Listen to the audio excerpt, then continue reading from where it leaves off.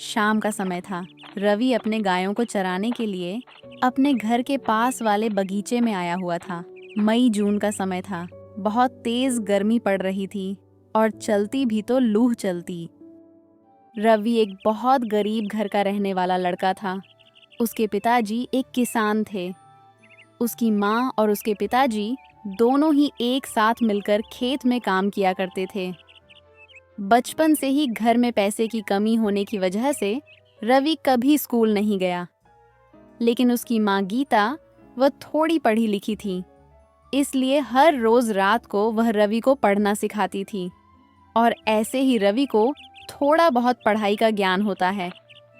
उसके पिताजी का नाम है श्याम। श्याम बहुत सीधा साधा और परिश्रमी इंसान था। वह कभी किसी के साथ कुछ गलत नहीं करता और गलत होते हुए देखा भी नहीं जाता। बस इसी कारण जोधपुर गांव में श्याम को लोग बहुत इज्जत देते थे। एक दिन सुबह का समय था। रवि अभी भी सोया हुआ था। गीता खाना बना रही थी और श्याम गायों को पानी पिला रहा था। अरे रवि बेटे, अभी तक सोया हुआ है? उठ जा। देख, तेरी नैना और मैना तुझको बुला रही है। रवि अभी भी सोया हुआ था तो श्याम आकर कहता है। रवि उठ जा बेटे। रवि उठकर बैठ जाता है और कहता है। पता नहीं क्यों पापा, मुझे आजकल बहुत ज्यादा नींद आने लगी है। सुनिए ना पापा, बस 5 मिनट सो लेने दीजिए ना। सुनो, ज्यादा नौटंकी मत करो, समझे? इतना सोओगे तो याद अथवा खराब ना हो जाएगा। चलो चलो, अब एकदम समय बर्बाद ना करके जल्दी जल्दी हाथ मुंह धोकर नाश्ता करो और अपने नैना और मैना को चराने ले जाओ। वो लोग भी सुबह से भूखी हैं। अरे हाँ पापा, हम तो ये भूल ही गए थे। बेचारी मेरी नैना और मैना दोनों ही सुबह से बहुत भूखी होंगी। पापा, आप और मम्मी खेत में जाइए। मैं नहा धोकर नाश्ता करके नैना और मैना को चराने लेकर चले जाऊंगा। और हाँ, आप बिल्कुल भी टेंशन मत लेना, मैं अपने साथ खाने का डब्बा भी ले जाऊंगा। यही हुआ ना बात? अच्छा तो ठीक है, अब तुम उठो। मैं और तुम्हारी मम्मी खेत में काम करने जा रही हैं। ठीक है पापा। उसके बाद थोड़ी देर में श्याम और गीता दोनों खेत में काम करने के लिए घर से निकल जाते हैं और रवि भी रेडी होकर अपनी गायों को चराने के लिए निकल जाता है। रवि मन का सच्चा और दिल का बहुत नेक इंसान है, लेकिन जब उससे कोई टेढ़ी तरह से बात करता तो वह भी उसी भाषा में जवाब देता है। अरे मैना, थोड़ा धीरे धीरे नहीं चल सकती क्या रे? मुझे पता है तुम दोनों को बहुत भूख लगी है, लेकिन इसका मतलब यह तो नहीं कि तुम दोनों मिलकर मुझे गधा जैसा दौड़ाओगे। तनिक धीरे धीरे चलो रे। रवि अपने गायों से इस तरह बात करता है जैसे मानो वह दोनों उसकी दोस्त हों और उसकी सारी बातें समझती हों। जोधपुर गांव में कोई भी रवि से नफरत नहीं करता था, क्योंकि वह किसी से बिना वजह बहसबाजी या झगड़ा नहीं करता। अपने से बड़ों की इज्जत करता और इसलिए सभी उसे बहुत प्यार किया करते। वह अपनी गायों को चराते चराते थक जाने पर एक बड़े पेड़ के नीचे बैठ जाता है और कहता है। हे बजरंगबली, मेरी दोनों ही गाय कितनी अच्छी हैं। हमारे पूरे गांव में किसी के पास भी मेरे जैसे गाय नहीं है। पर क्या मेरी पूरी जिंदगी गरीबी में ही बीतेगी? हमको कुछ तो ऐसा करना पड़ेगा जिससे हमारा समय बदले और मम्मी पापा को आराम मिले। पर मुझे तो ज्यादा पढ़ना लिखना भी नहीं आता। मैं भला क्या ही कर सकता हूँ।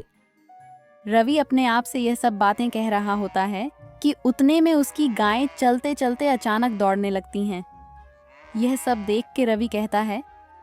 अरे अरे, तुम लोगन पगला गए कारे? इतना बढ़िया घास है, चुपचाप से खाना चाहिए। तो तुम दोनों को ज्यादा मस्ती सूझ रहा है। देखो, ज्यादा आना पाना करोगे ना तो सजा दूंगा। ऐसे ही शाम हो जाती है। चलो भाई, शाम हो गया है, मैं भी कुछ खा लेता हूँ। वहां मम्मी पापा भी खाना खा रहे होंगे। फिर रवि खाना खाने के लिए बैठ जाता है। वह सबसे पहले थोड़ा खाना भगवान जी को चढ़ाता है और फिर उसके बाद खुद खाना चालू करता है। शाम के 5 बजे से 5:30 तक वे अपने गायों को ले आ रहा होता है। तभी उसे गांव के ललित चाचा मिलते हैं और कहते हैं, अरे कहाँ हो रवि बबुआ, गाय चरा के आ रहे हो? हाँ चाचा जी, प्रणाम। अरे रवि बेटवा, कब तक ऐसे ही गाय चराओगे? कुछ बढ़िया सीख लो। अरे तुम ही सब तो हो जो हमारे गांव का भविष्य उज्जवल कर सकते हैं। चाचा जी, आप बात तो बहुत सही कह रहे हैं, पर हमारे समझ नहीं आता कि हम करें तो क्या करें। ज्यादा पढ़े लिखे भी नहीं हैं। अरे बेटा, तो क्या हुआ? अगर तुम ज्यादा पढ़े लिखे नहीं हो तो इस दुनिया में बहुत से ऐसे महान आदमी हैं जो ज्यादा पढ़े लिखे नहीं हैं लेकिन बहुत सफलता हासिल किए हैं।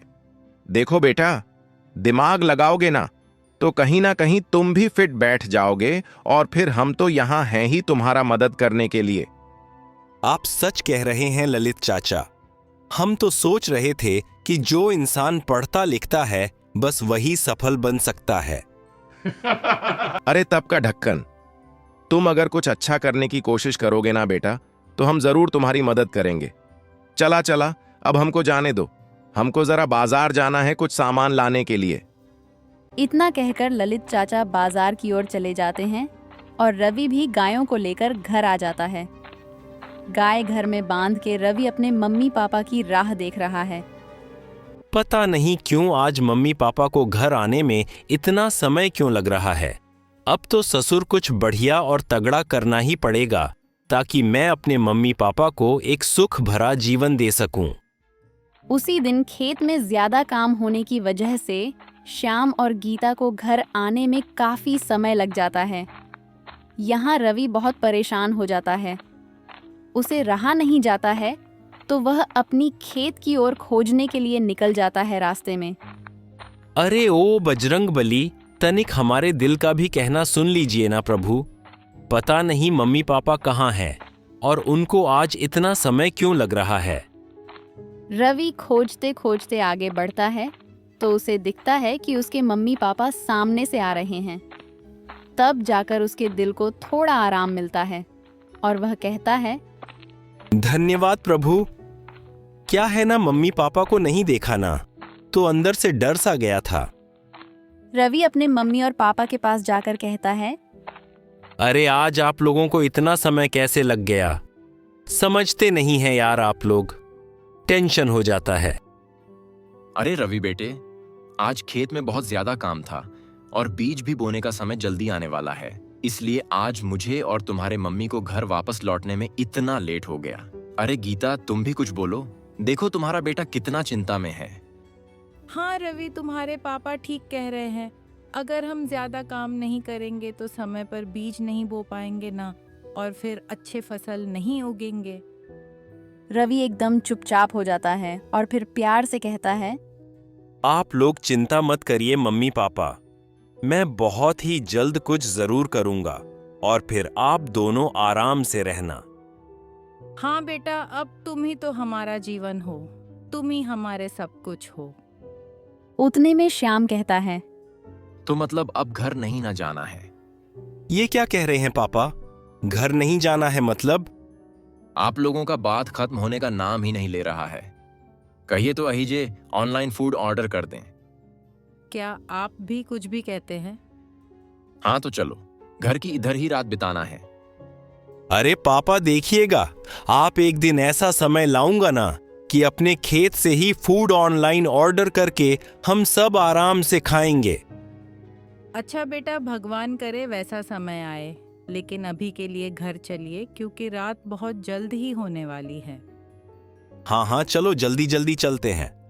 श्याम और गीता अपने रवि का अपने लिए इतना प्यार देखकर मन ही मन बहुत खुश हो जाते हैं, मानो जैसे उनके दिन भर की थकावट ही दूर हो गई हो। अगले दिन सुबह में रवि सुबह के 6 बजे अपने आप ही उठ जाता है। उसे देख गीता कहती है, अरे भगवान, आज पश्चिम से सूरज देवता उगे हैं क्या? यह देखो, हमारा रवि बिना उठाए ही उठ गया। रवि बड़ी उत्साह के साथ अपनी माँ के पास जाता है और कहता है, मम्मी आय का हुआ बेटा? मम्मी वो ललित चाचा कह रहे थे कि बहुत से ऐसे महान लोग हैं जो कम पढ़ लिख कर भी अपने जीवन में बहुत सफल हुए हैं। क्या ऐसा सच में हो सकता है कि जो इंसान कम पढ़ा लिखा हो और फिर भी वह सफल बन जाए? बेटा, आज तुमको यह सुबह सुबह क्या हो गया है? हाँ, यह बिल्कुल सही बात कही है ललित चाचा ने कि कम पढ़ लिख कर भी इंसान सफल बन सकता है। लेकिन तू यह सब क्यों बोल रहा है? अरे क्या हुआ? का इतना खुसूर फुसूर कर रहे हो आप दोनों? कुछ नहीं पापा, बस ऐसे ही। अच्छा मम्मी, मैं हाथ मुंह धोकर नाश्ता कर लेता हूं। मेरे लिए डब्बा रेडी कर दो। नैना और मैना को चराने भी ले जाना है। इतना कहकर रवि बाहर फ्रेश होने जाता है और यहाँ का बात है। गीता, हमारा रवि क्या बोल रहा था? अरे कुछ नहीं जी, पता नहीं आज उसको क्या हो गया है। कह रहा था ललित चाचा उसे बोल रहे थे कि कम पढ़ लिख कर भी लोग सफल हो जाते हैं। बस इसी विषय में वह मुझसे पूछ रहा था कि क्या ऐसा सच में होता है या नहीं। हमारा रवि कितना नादान है ना गीता। हमारा ऐसा समय उससे देखा नहीं जा रहा है। हाँ जी, भगवान करे हमारे रवि जैसा बेटा हर किसी को दे। रवि नहा धो के नाश्ता करता है और अपने दोनों गायों को लेकर चराने निकल जाता है। वो रास्ते में सोचने लगता है, हे संकट मोचन, मेरे प्रभु, आखिर में ऐसा क्या करूं जिससे हम गरीबी से बाहर निकल सकें? जैसे ही रवि अपने गायों को चराने के लिए उस पेड़ के नीचे पहुंचा तो वहां पर उसने देखा कि एक कोई और लड़का वहां अपनी गायों को चरा रहा है। रवि उसे देखकर कहता है, अरे ओ भाई साहब, कौन हो आप? अपने गायों को यहाँ क्यों लेकर आ गए हो? जी, मैं पास के गांव में रहता हूँ। अपने गायों को चराने के लिए यहाँ आया हूँ। देखिए भाई साहब, अगर आप यहाँ अपने गायों को चराने ले आएंगे तो यहाँ मेरी गायें क्या खाएंगी? देखिए, यह गांव मेरा है, इसलिए आप कल से यहाँ मत आइएगा और अभी यहाँ से चले जाइए। अरे ओ, तुम समझते क्या हो अपने आप को? ये गांव भले ही तुम्हारा है, तो क्या ये जमीन भी तुम्हारे पापा की है? तुमसे थोड़ा अच्छे से क्या बात कर लिया? तुम तो जो मन में आए वो बोले जा रहे हो। रवि सोच में पड़ जाता है। वह सोचने लगता है, आखिर यह लड़का है कौन? इसे तो आज तक कभी देखा नहीं। इसके बोलने के स्टाइल से लगता है कि तनिक पढ़ा लिखा है। इतने में वह लड़का बोलता है, क्या हुआ? अब चुप क्यों हो गए? तोते उड़ गए क्या? अब रवि थोड़ा प्यार से कहता है, सुनिए भाई साहब, मेरे कहने का वह मतलब नहीं था। चलिए कोई बात नहीं, आप यहाँ अपने गायों को चरा सकते हैं। अरे वो तो मैं वैसे भी चराता। अच्छा, ये सब छोड़ो। देखने में तो तुम पढ़े लिखे लग रहे हो। लग रहा हूं का क्या मतलब है? लग रहा हूं का क्या मतलब है? मैं पूरे 8वीं कक्षा तक पढ़ा हूं। रवि फिर से सोचने लगता है। धत ससुरा, हम तो सोच रहे थे कि ज्यादा पढ़ा लिखा होगा, पर यह तो बस 8वीं पास है। उतने में वह लड़का कहता है, ये तुम बात बात में सोचने क्या लग जा रहे हो? जो भी कहना है सीधा सीधा कहो ना। अरे कुछ नहीं, मैं सोच रहा था कि तुम्हारा नाम क्या है। तो सोचने से तुमको पता चल गया कि मेरा नाम क्या है? नहीं, मैं तो बस पूछने ही वाला था। क्या नाम है तुम्हारा? पहले चलो वहां उस पेड़ के नीचे बैठते हैं, क्योंकि अब और मैं नहीं खड़ा रह सकता। रवि और वह लड़का उस पेड़ के नीचे बैठते हैं और एक दूसरे के बारे में बात करते हैं। फिर रवि कहता है, अच्छा, तुमने पढ़ाई क्यों छोड़ दी? हमारे परिवार में सिर्फ हम 5 ही जन हैं।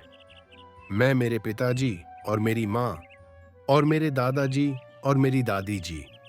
लेकिन पिछले ही साल मेरे दादाजी और दादी जी गुजर गई और पिछले महीने मेरे पिताजी गुजर गए, इसलिए। यह सब सुनते ही रवि को उस लड़के के लिए बहुत बुरा महसूस होता है। वह दोनों घंटों उस पेड़ के नीचे बातें करते हैं। और गाय बगल में घास चर रहे होते हैं। यहाँ पर श्याम और गीता भी खेत में काम करके थक गए होते हैं, तो वह अपने खेत के बीच में जो नीम का पेड़ है उसके नीचे बैठकर बातें कर रहे हैं। चलो गीता, आज का काम तो आधा से ज्यादा खत्म हो चुका है, इसलिए आज हम जल्दी घर जा पाएंगे।